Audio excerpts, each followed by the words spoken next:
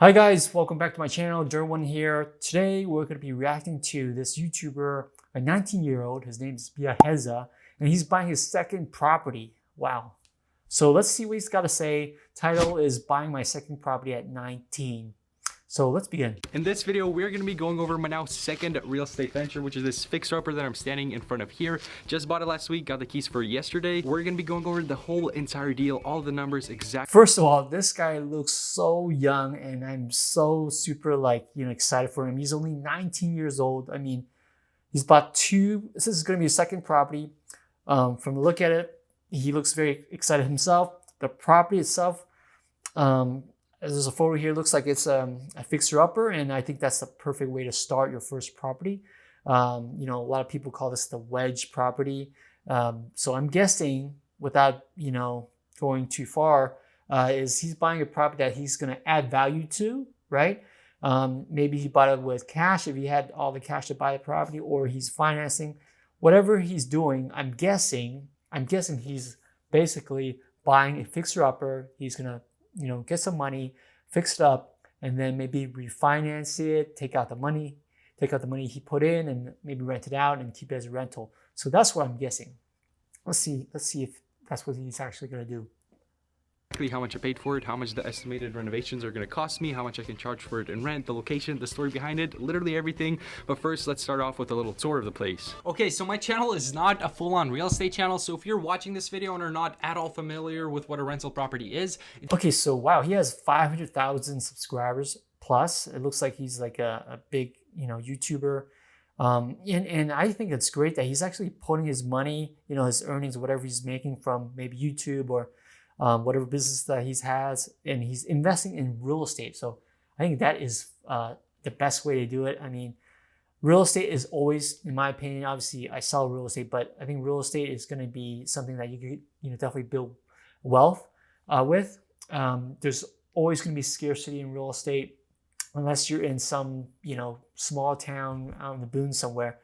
There's always going to be scarcity. There's not going to be more land that's going to be created. We don't really landfill here much, but there's only a limited amount of space. So especially he's buying a single family house, looks like, which is another smart thing instead of buying condos. There's always going to be a demand for single family homes, in my opinion, more than condos. People do buy condos, but it's going to lag behind single family homes a little bit. Ultimately, you can do more with a single family home, and you can, add more value. If you have a good big size lot, you can, extend the living square footage. So a lot of things you can do, and looks like, he's on his way. It's basically just a property you buy in order to rent it out to someone. That person pays you rent, so you make money from the property every month. So exactly what I thought. So he's going to buy it, fix it, and rent it out, and just, have the renter pay down his mortgage, and hopefully he may even get a cash flow, positive cash flow, but let's find out. As well as just grow the initial money you paid for the property, since historically home prices tend to always increase. Now that said, I figured it'd be fun to do the tour of this home before I reveal the exact price I paid for it. That way it'll be kind of like a game, and you can try to guess how much I paid for it before I reveal the exact number. You can see if you were right or not, or at least how close you were. I obviously don't want to reveal the exact location, but in order for you to have a better guess, I will preface the tour by saying that the home is located in California, in a really nice suburban area outside of Sacramento that's just under 2 hours away from San Francisco. Wow. So California, that's really good. And it's outside of Sacramento. So I'm guessing, the home is probably in the 200,000 range, because like a normal home that is in decent shape in the Sacramento, Elk Grove area is about 300,000. So if it's a little bit further out, I'm guessing it's going to be cheaper than that. So I'm guessing, I don't know the exact location, but 200,000 roughly is my guess. So let's see what else he's got to say about that. The area is basically why I even bought the house. It's a rough home in a good area, which is kind of the ideal situation for a fixer-upper. Now, the other major factor. Okay, another smart move. It's a home that needs a lot of work, but it's in a good area. So that's always the investor's dream, is to find the worst house in the best neighborhood. So it looks like, again, he's done his research, and he knows where he can potentially get the most amount of money, his return. So let's see what else he's got to say. was that this was a probate sale, which I didn't know what that meant before buying this home, but it's basically when the homeowner dies without a will. So the state takes the home, sells it, and then they either use that money to pay off the debt on the home or distribute the money to family members or beneficiaries. I think the condition of the home can also have a role in this, but most home sales that are confirmed in court are cash only. This one was no exception, which means I couldn't go out and get a loan for it. I had to buy it outright. So basically exactly what I said earlier. So he's buying it with cash because it's a probate and it needs a lot of work. Lenders don't really, lend on homes that need a lot of work. So he's got a good amount of cash, looks like, and he purchased it outright, free and clear. And now he's going to, invest a little bit more to fix it up. And probably, I'm guessing at the end, he's going to pull out some of the money and, maybe refinance and buy another property. But it sounds like so far he's doing exactly what he should be doing. Pay the full price beforehand, and when a house is set for cash only, that can also definitely affect the price. More on that later, but just wanted to put that out there so you have a fair chance of guessing the price. Now let's get into the tour. Starting from the outside here, the roof is most likely gonna have to be replaced. It's on its max layer. The trim is deteriorating. I believe it's over 20 years old, so I'm gonna have to get some more eyes on it, but it's most likely gonna have to be replaced. There's also some uncontrolled water runoff that caused this action right here. So there's a lot of things that need to Wow, so looks like the home does need a lot of work. So far, he's already mentioned a new roof that's going to be required, and it looks like there's some, water damage near the foundation. So it could be pretty costly. So for a second home, I'm hoping that he did his due diligence, which is to hire contractors and, really did a full report and he knows what he's getting into. So he's still pretty new in the real estate game, I'm guessing, but second property, hopefully he's done what he should have done, right? Which is to do the proper inspections and maybe even negotiate a better price for the home. Let's see. To be fixed on the outside, but definitely not something that can be fixable. We're gonna repaint the house, fix all of the stucco, probably add a little brick panel on the bottom. Big fan of how those brick panels look. I'll put up a picture of exactly what I mean, but that's gonna completely change the appearance of the outside of the house after repainting it. It's gonna be a completely different vibe. But for now, let's go ahead and head inside. And I gotta warn you, I don't think it's been remodeled since it was built in the 1970s, so it's pretty rough. Okay, so we are now stepping into the home, which again was built in the 1970s, got 1,400 square feet, 4 bedrooms, 2 bathrooms, and no central cooling system, baby. I'm actually not joking about that. It really doesn't have a central cooling system. I'm not sure if it broke. Okay, he's buying a home that was built in the 1970s, so I'm guessing back then there could be lead-based paint in the property, which is obviously hazardous to anyone that's living there. It's not good for, breathing. And it probably has I'm looking at the ceiling, maybe even asbestos. So a lot of hazardous stuff that, could potentially harm someone's health. So again, I'm hoping that he's done his research and he knows what he's getting into. So potentially he's going to have to remove all of that stuff. But I guess he got a pretty good deal. Otherwise, this is not worth the risk. But I'm guessing he's a smart guy. So let's see. And the previous owner never fixed it, or if it was never installed. It should have been installed since it was built in the 1970s. It has a central heating system, but no central cooling system. They just have a bunch of little ACs in a few of the windows in the rooms. So let's go ahead and come on in here. So you're greeted, as you walk in, you're greeted with some fairly low ceilings that have this popcorn design on it. But the thing is, I don't know if I'm gonna scream. Again, I guessed correctly. So the popcorn ceilings are asbestos, basically. So it's very costly to remove. People also call it cottage cheese ceiling, whatever you want to call it, but it's very bumpy, rough, and it's got asbestos, and again, it's very bad for your health. And people don't know this though. A lot of people freak out. They think just by living there, you're gonna breathe that stuff in and it's gonna kill you. It's not quite that bad. As long as you don't move it, you don't scrape it, yourself. If you're just painting over it, you're gonna be fine. A lot of homes still have them, but it's not aesthetically pleasing. It doesn't look nice. It's not modern. So people do tend to remove them, and I've done them before. The thing is, it's costly. You're gonna have to hire specialists, people, not a normal contractor or a regular tradesman that's gonna scrape it off. Although you can do that, it's just gonna release a lot of bad chemicals into the air. So it's very dangerous. So you're gonna have to hire specialists to actually get these popcorn ceilings off. and scrape that off because again, the roof needs to be replaced. So if I'm going to be replacing the whole roof, I might as well raise the ceiling during that process, and raising the roof will basically kill. Wow, he is actually gonna redo the whole ceiling and the roof. That is gonna be expensive, very, very expensive. So I'm not sure how big the house is. He didn't really talk about that yet, but just the new roof is, I would think, like 20,000. And now he's raising all the ceilings. So that's structural. He's going to get permits, all that stuff. So I would think maybe 30,000. Maybe I would be surprised if it was 40,000. So, and it's in California. Labor in California is more expensive. So, hopefully he's done his due diligence. Again, I keep on going back to it because a lot of people just go out and buy fixtures and think they can do, just snap their fingers and everything will be fine. No, you have to you have to make sure you're doing the right thing, do your due diligence, and do your inspections, your contractors, getting quotes a lot of times before you buying the property. So hopefully he did that. Kill 3 birds with 1 stone. I'm gonna get a new roof, higher ceilings, and I won't have to spend time scraping off the popcorn of these current ceilings. But looking down from the ceiling to the floor, you got some crusty old blue carpet that has to go ASAP Rocky. We're gonna get some probably cost-effective but very good looking laminate in here. It's gonna completely elevate the vibe of this place. I'm also gonna get some tiles for the entrance there, as well as probably the kitchen area. But as far as all of the walls around... Okay, so far so good. What he's doing is, sounds about right. That's something I would do too. Get rid of the carpet. People don't like carpet anymore, so having laminate floors is clean and easy, and it reduces the allergic reaction that can happen to potential occupant. So he's doing the right thing, and he's not overdoing it. It sounds like he's putting laminate floors instead of hardwood floors. So hardwood is a little bit more fancy, it's a little more expensive, but laminate kind of gets the job done if you're renting it out.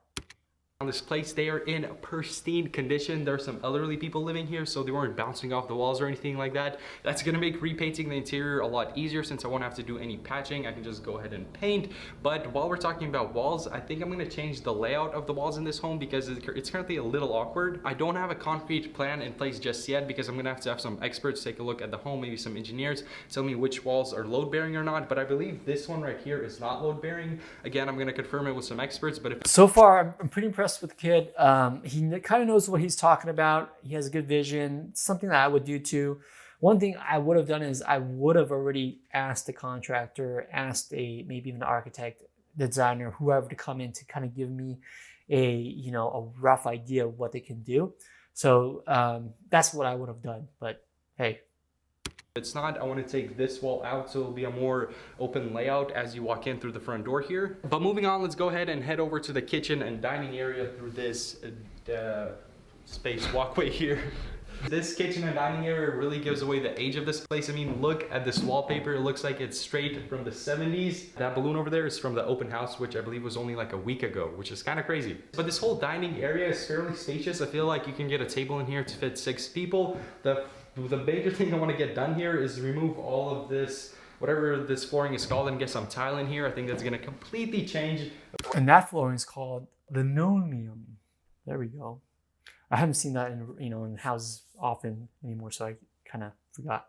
Anyway, linoleum. The way this looks. Let me actually show you something really interesting about the stove, which again also gives away how old this house really is.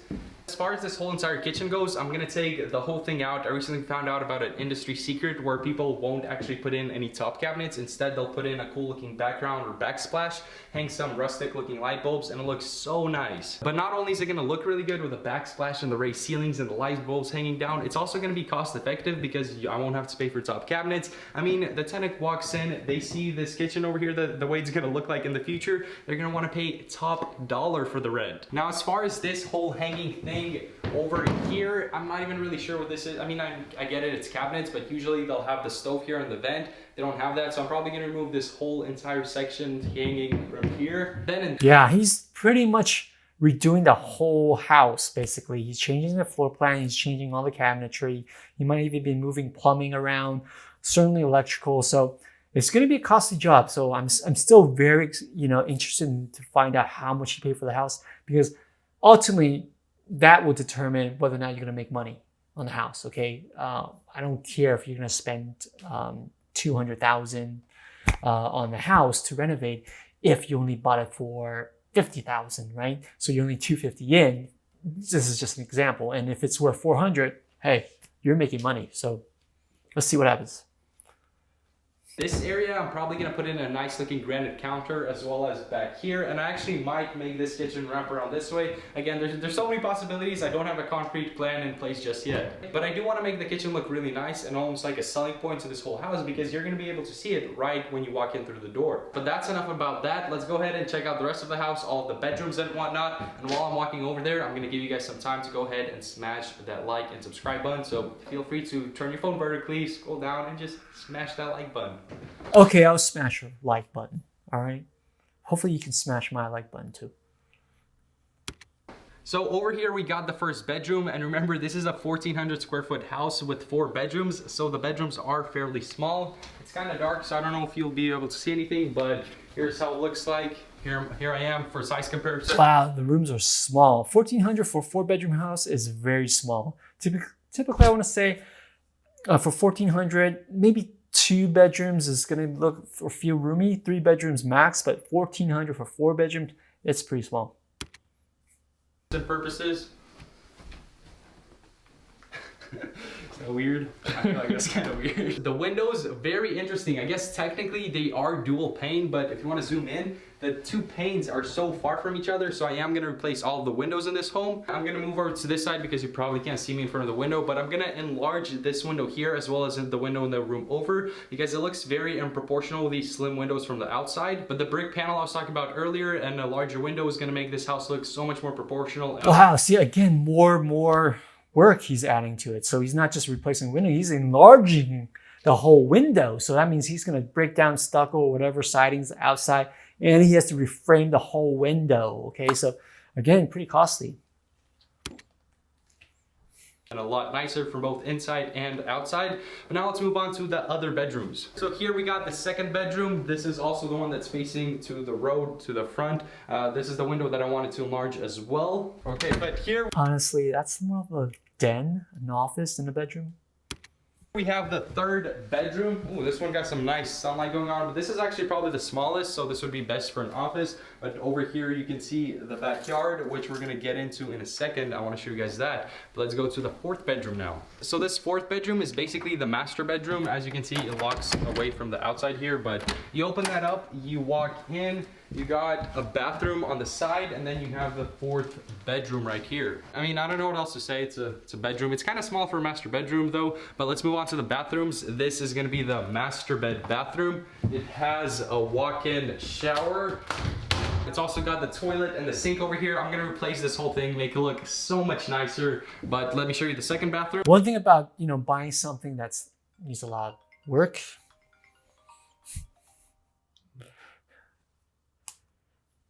one thing about buying a home that needs a lot of work is you're not going to feel bad tearing stuff apart. So, because sometimes there are homes that are kind of like not too old but not new.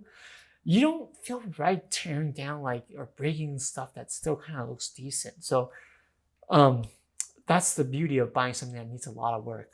You just rip it apart and not feel any remorse whatsoever.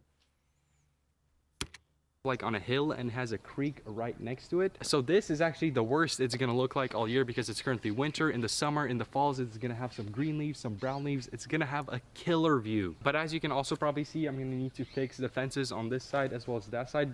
There's actually something interesting about this fence right here, so let me show you guys that. So this right here is where the old fence was, but the property line for this lot is actually down over here, as you can see from based on the neighbors' homes. So what I'm probably gonna end up doing is putting in like a fence that you can see through over here, so when you walk out, you can see just this whole view. Yeah, this house is massive in terms of the lot, and it's situated pretty nice. So again, it doesn't back up into anything, and I think more and more people are liking that privacy. So I gotta give them a thumbs up for picking a property at least that has more potential to grow.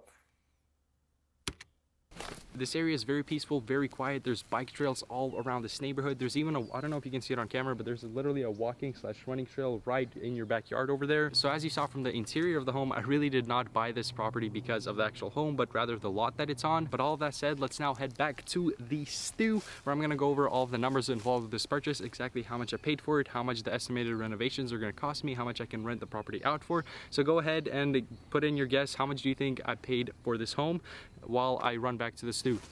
Oh, one more thing we gotta look at it. Was this pre-pandemic, or was this after all this stuff came about?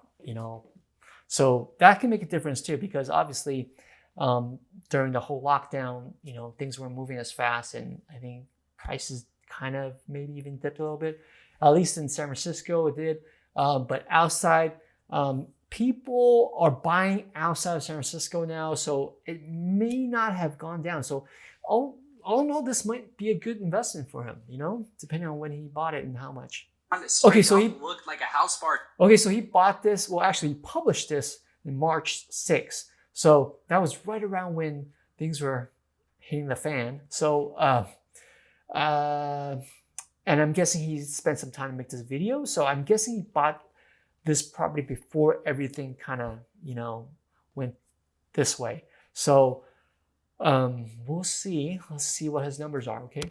House was on, straight up looked like a house party. I've never seen an open house this busy. There were cars everywhere, people walking throughout the whole house. It was packed, but I checked it out and it looked like a pretty solid deal. Now, it was originally listed for $240,000, but here's the thing. Everybody knew that this house was not going for $240,000. I've talked to other realtors and it turns out they often throw out a really low price like that on the market to attract people and to get more solid concrete offers. So I talked to some people about this, got some outside opinions on this deal, and my first thought Okay, before I listen to more of this, it sounds like he had to go into a bidding situation.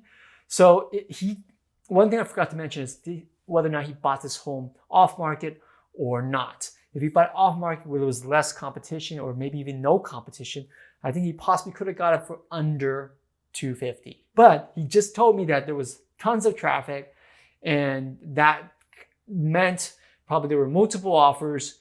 I'm guessing he might even have paid more than $249,000 now. Okay, so let's find out. Thought was, I think I should do $285,000 on it. But then I got the reports for it, even came back to look at it again, looked at the houses in the neighborhood as well as some nearby neighborhoods, and realized that I really did not want to pass up on this home. The median sale price for this exact neighborhood is $370,000. This home is on one of the best lots in the neighborhood because of the backyard and the view. So a fully remodeled home on this lot could cost above $400,000. I mean, That's exactly what I said. If it was all fixed up, it almost seems like I've watched this video already. But no, I guarantee you this is the first time watching. Yes, all done up over $400,000. So let's see what happens. How much he paid. We're getting there. Couple houses over, there's one worth $500,000, and a 3-minute drive away you have homes worth upwards of $600,000. I checked the homes recently sold near this address. There's a special tab for that on realtor.com, and we're talking mostly $500,000 to $600,000 homes, a couple close to $1 million, even one that was worth $1.5 million. So I was really Wow, $1.5 million in that area?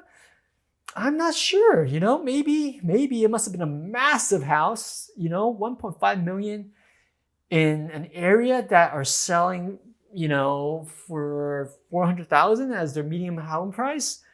That is very high. So I'm not sure. I don't know. Maybe the house was like farther away, but 3 times the amount of the median price home is what he's saying that other house sold for. Might not be a comp for your home. I was really this deal for the area. I figured I want to put down an offer that I would not regret not putting down more, if that makes sense. Basically, if I put the original $285,000 and then I didn't get the home, I would be kind of disappointed. So I boosted my offer to a flat $300,000. At that point, if I got the house, I'd be happy. If I didn't, oh well, I didn't want to put down any more. A couple days passed and I heard back from my realtor at like 9 p.m. on the following Monday. It turned out there were over 40 cash offers on this home within 3 days. Yes, lots of interest. So all cash offers. Yeah, so this proves the point. People are still buying, properties, especially single family homes that are outside of San Francisco. Believe it or not, the rural areas are picking up. You know, because again, some people are moving out of big cities and they want to live in, you know, the suburbs because they don't need to drive, you know, to San Francisco to work anymore. They were going to close on the following day, and the realtor representing the state said that they were looking at 4 of the 40 offers.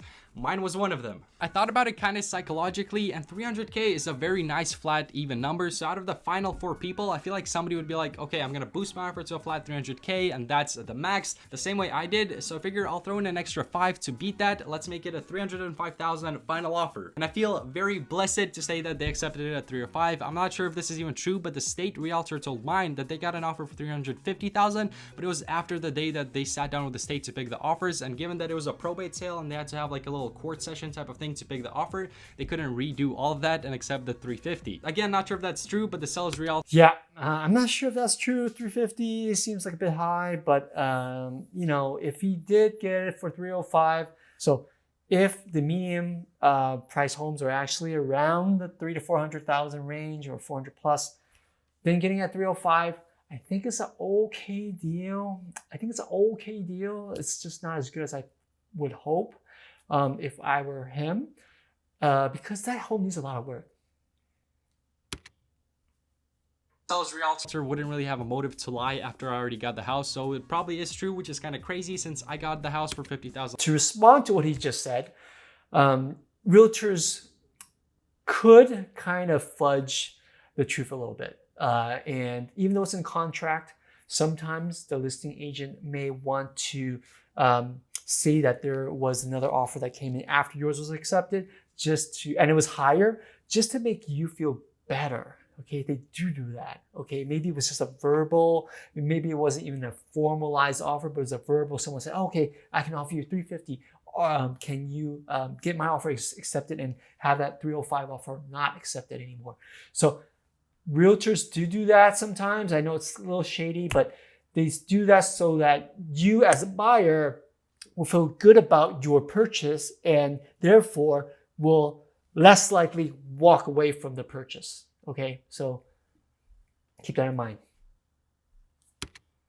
Less, and all the listing websites online also estimate the home above 350,000 in the current condition. So I'm pretty thankful for the deal I ended up getting here. With all the closing fees and everything, it ended up being 306,000. Okay, I think 306,000. Ultimately, he will be fine with this deal, even if he did in fact pay too much. Maybe he didn't. He's saying he didn't. So let's take his word for it. Let's say he paid, you know, a good price for this, and he's gonna make money. But let's say he didn't pay a fair price for this and he overpaid. I think he'll still be fine because I don't think the market for those homes will change anytime soon. And plus, he's got this wedge, right?